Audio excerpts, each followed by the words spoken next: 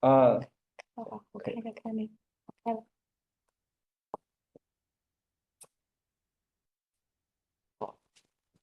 那么下面就有请我们最后一位报告人谢佳琪老师，他来自于浪人学会。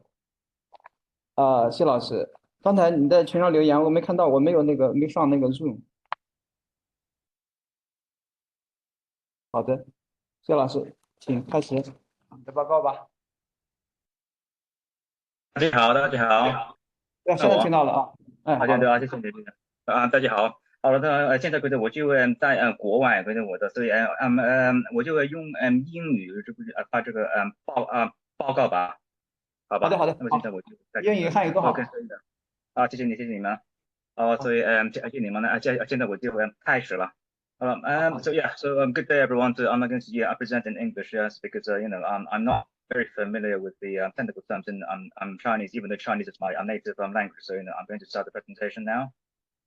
Yeah, so I'm going to talk about derivational economy and also linguistic interfaces using historical data, namely grammaticalization and another type of grammaticalization called lateral grammaticalization. Yeah, so I'd like to thank the organizers, everyone. So let's begin. Yeah, so as we all know, the Minimalist program, is an extremely influential piece of work. It began in the 90s, etc., when Chomsky proposed the Minimalist program. But then the Minimalist program has developed over the years. So in the late 90s, early 2000s, it's a proposed phases. Okay, so the idea is that the phase impenetrability condition is you can only spell out or transfer one phase at a time. Okay, so that's a very key idea. And then from 2004 onwards, Chomsky relabeled and redefined move as internal merge and merge as external merge. So that's another very big change in its definitions. And then more recently, so in 2013, 2014, he proposed the principles of projection. Okay, so saying one thing about the definitions of a simplicity, also derivational economy. So it's very much a work in progress. The definitions are constantly changing. So if we put it in the context of the historical development of the Chomsky syntax, I think we should go back to GB, that's the government and binding. The GB is very complex. The GB has many language modules. Okay. And the idea of minimalism is, Chomsky is trying to simplify the technology of grammar. Okay, so this is, a part of his, SMT. That's a strong minimalist thesis, which underlies, the minimalist program. Now, if we look at language acquisition and language change, Lightfoot, a major figure, he talks about, language change, and he defines first language acquisition as the locus of language change. So language change occurs mainly in first language acquisition. Also, if you look at the sociolinguistics of language variation and change, language change tends to be intergenerational. Okay, so it happens when different generations use language differently. Okay, there are different grammars formed between different generations. So when children grow up, they may learn a grammar that's different from their parents. That's how language change occurs. So Lightfoot, the way he models, L1 acquisition is like this. Okay, so there are three key components. Yeah, it's the universal principles of human language, and by processing the primary linguistic data that form the linguistic environment of the child, we get internal language. Internal language is the product of principles plus PLV. Okay, that's how we set the parameters in the internal language of the child. We should add the third factor principles. So Chomsky in 2005 and 2007 he introduces this idea that there may be non-linguistic factors. So what we call third factor principles. And these may favor simplicity in language acquisition. And so simplicity is the key here. Simplicity finds the simplest parameter settings, and these are sort of set in the internal language. Okay, and simplicity also defines, language, and here, syntactic change. Okay, so in the minimalist program, if it's applied to L1 acquisition, it defines language change as well. Okay, so if it's over grammaticalization, 语法化. Okay, grammaticalization is a major phenomenon. It happens across language. There are many pathways. If you look in Heine and Evert, 2002, they formed this lexicon of grammaticalization. That just shows just how major a phenomenon 语法化 is. This is a problem for formal models of syntactic change, because Robertson and Lightfoot, they've actually said that they predict random walks in language evolution, and so they actually predict that there shouldn't be cross-linguistic patterns in language change. And so how do we reconcile these two conflicting claims? So Roussou in 2003, he proposes that simplicity in minimalist grammar, so determines syntactic change and language evolution. So these create your basins of attraction in parameter change. And so in this model, by the SMT, the simplest grammar wins in language acquisition, and this also occurs in language evolution. They propose that grammaticalization is a structural simplification that conforms to simplicity, and so grammaticalization can occur cross-linguistically because it is a natural change in the minimalist program. Right. So how do they define simplicity also on derivational economy? Yeah. So Chomsky, Robertson and Roussou, they mainly follow Chomsky's early definitions in the minimalist program. There they say merge, over, move, and agree. Okay. So they propose this schema. Movement of phrases is dispreferred. Movement of heads dispreferred. Agree, then merge, then nothing. Okay, so merge is preferred to agree and movement. Okay, so if we can eliminate movement and agree, we get merge. And Gelderen, she proposes a similar and a complementary idea. Is she proposes this feature economy, where semantic features give way to interpretable features. Interpretable features in turn give way to uninterpretable features, and this also give way to nothing. So they propose this sort of formal representation where if I just form order nodes, yeah. So in grammaticalization, the idea is that the lexical item here y. Okay, so it's reanalyzed as x, so x equals y. Okay, y originally holds interpretable features called iy. Okay, iy becomes uy when y becomes x. Okay, so all these simplicity measures, they all hold in this model. Y becomes x, iy becomes uy. Now, this is a problem for current minimalism, because Chomsky, from 2004 onwards till now, he no longer says that movement, now internal merge, is more complex than external merge. So we cannot say that movement is more complex than merge anymore. However, there are a few ways that we can work around this. Basically because internal merge involves copy and in deletion. Okay, so Chomsky, when he defines internal merge, he also includes copy of the original moved element, and also deletion. And these are all extra steps according to that Gelderen. And also in Chomsky's POP projection, principles of projections, he introduces something called the minimized computation (MC), and this seems to fit with Roberts's schema, because merge reduces the number of steps in the derivation. Okay, because both f move and f merge establishes some type of dependency between two or more heads. Okay, f merge, however, reduces the number of steps, and this seems to conform to Chomsky's MC. And so I do believe that the formal definitions of grammaticalization still hold in accordance with Chomsky's MC, which is the current definition in the current minimalist program. All right, so let's have a look at how Chomsky how Roberts and Roussou define grammaticalization, or functional categories.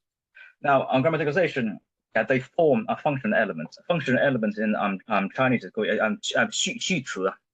句词. That's the functional elements that are formed in grammaticalization. And, they often go through weakening. Okay, so the technical term in Chinese is a 弱化 or 虚化. Okay, weakening is a diagnostic trait of grammaticalization, and grammatical or functional elements are often weak. Okay, they undergo 弱化 or 虚化. Roberts and Roussou, they propose this interface effective hypothesis that says functional elements are weak at the interfaces between syntax and phonology PF or semantic LF. Okay, but this is seems to be more of a definition that's based on assumption rather than explanation. However, there is an explanation proposed in the functionalist literature. So, for example, Bybee, she proposed that a weakening is due to rise in frequency, which is in line with Zipf's law. Okay, there's an inverse correlation between frequency and substance. All right, so her example is the English can, which is a lexical verb. It's pre-modal lexical verb, but it becomes a modal verb in modern English. Okay, so can originally means know. Okay, I know something. Okay, and its argument structure is agent and stimulus. The subject is the agent, and the object is the stimulus. So in some historical examples, so in 950 AD, there's an examples here. So, he doesn't understand, why God allows it. Okay, so he ne con, which is can ogitan, understand.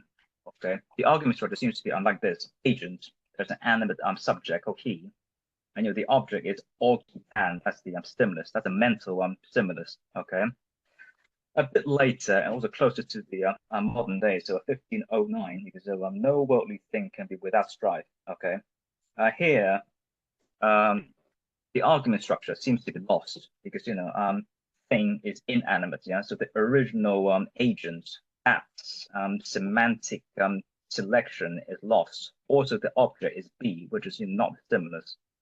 All right, okay, so the argument structure goes through some kind of weakening. So there's a context expansion, which leads to rise in frequency, and also leads to weakening, according to Bybee.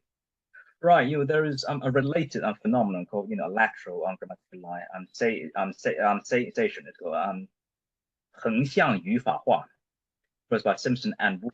But Simpson and Wu, they look at the famous Chinese 是的 constructions, which we also saw in the previous talk. Okay, so here is the famous alternation.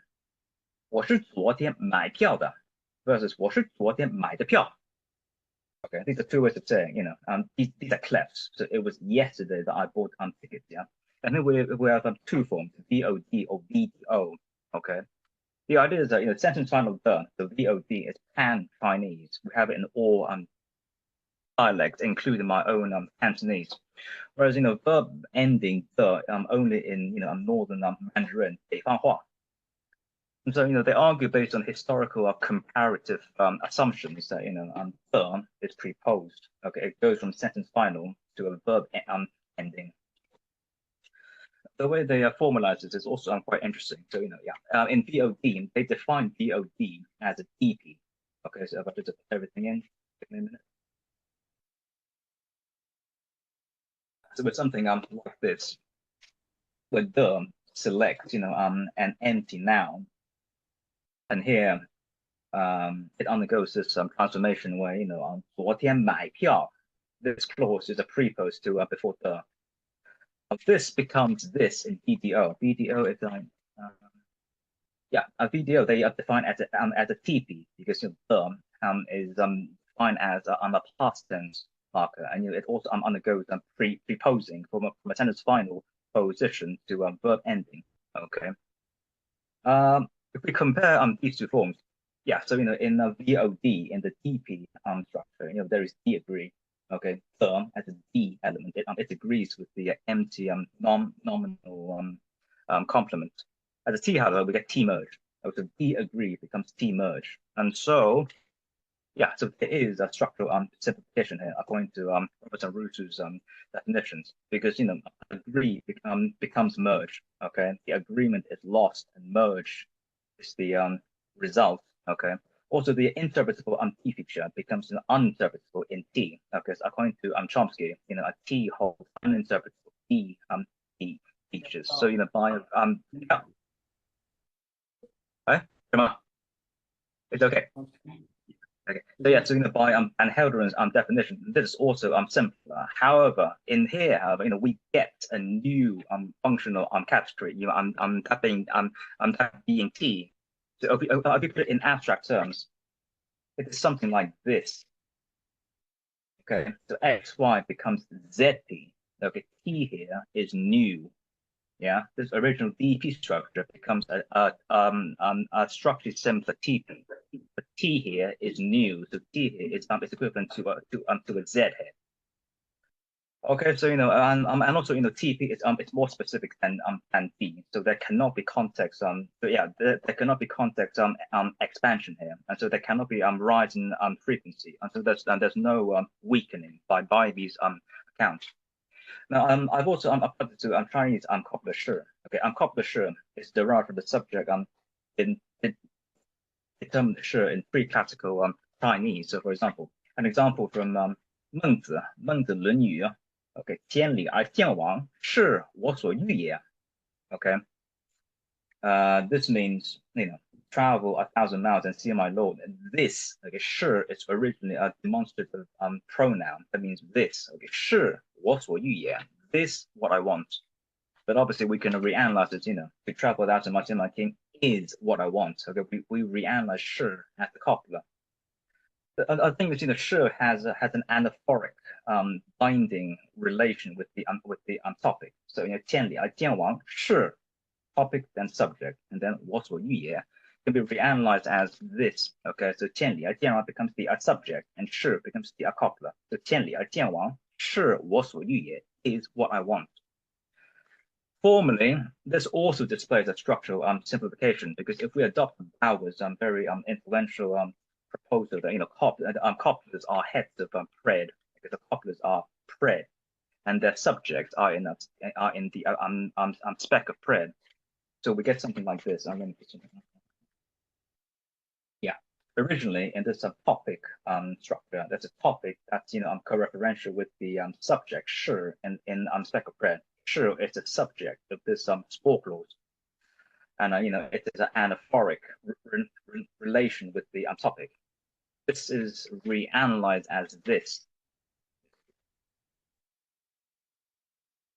Okay, so it's reanalyzed as the copular form. So it's merged in pred. It becomes the copular, and the topic becomes the subject in the spec of pred P. Yeah, so this is simpler, because originally there's a spec head agree in pred. Yeah, there's a spec the shi as the subject has an agreement with pred. It's the subject of pred. But however, it becomes the head of pred. So agree here becomes merge. So this is simplification. But however, there's also something new here, because the T features, which are put in bold here, these are new. Originally, there's no T, there's no verb. But when copula shi becomes a verb, the verbs do have tense and all the other T features, yeah. And T here, it's new movement or agreement relation with pred, and T here it triggers EPP, so the subject movement to spec of T. Okay, so this new feature seems also to conform to lateral grammaticalization, which we saw on the previous slide. Okay, so if we just look at the formation of shi. Okay, so shi. 谢老师，时间已经超了。延长了。OK， 好了，我就OK， 好了，这个就是show you some more examples. Is that couplet verbs cross linguistically, they often show T and the subject agreement B features, and these are new, and these form subtypes, subtypes of the couplet. So there's all the context, reduction. So no rise in frequency and no rise in weakening either. Okay, this is the last slide. 这一版的位置，so yeah, so syntactic change is determined by simplicity according to MP and L1 acquisition. And I believe that this formal change can still be held under MC, so minimized computation in the latest form of Chomsky and minimalism. Okay, IDH is an assumption. I believe that we can derive these in LG. A new functional category is formed, and so these are not weakened because there's no context expansion. Okay, thank you very much. 谢谢大家。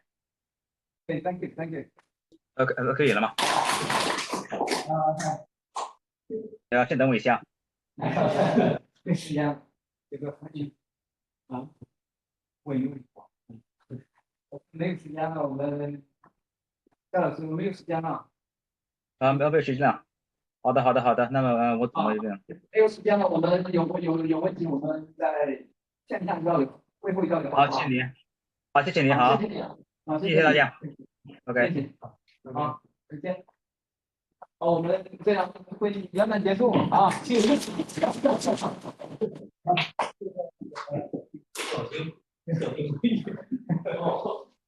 那我们开场会议啊，可以看啊。我们改会议对，他们这些啊，然后看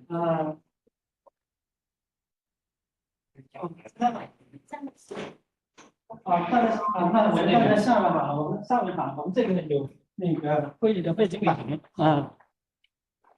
我们先退出会议。别野了。